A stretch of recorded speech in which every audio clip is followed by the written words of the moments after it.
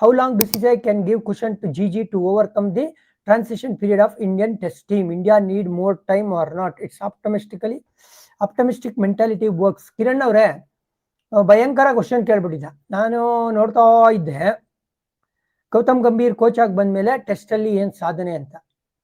England Bangladesh ಮೇಲೆ 2 test ಆಗಿರ್ತಾರೆ, 3 test ಸೋಲ್ತಾರೆ ಮನೆ ಅಂಗಳದಲ್ಲಿ ಅಗೇನ್ಸ್ಟ್ ನ್ಯೂಜಿಲೆಂಡ್. ಇದು ರೆಕಾರ್ಡ್, ಈ ತರ ಕುಖ್ಯಾತ ರೆಕಾರ್ಡ್ ಆಗೇ ಇರಲಿಲ್ಲ, ಅದೊಂದು ಆಗೋಯ್ತು.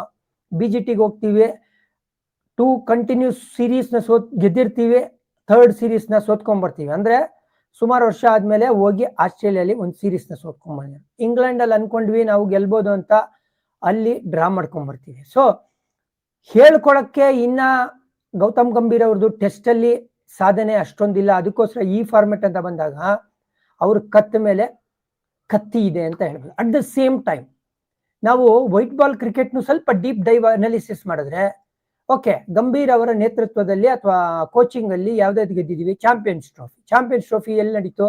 ದುಬೈಯಲ್ಲಿ ನಡೀತು. Dubai is nothing but sub continent.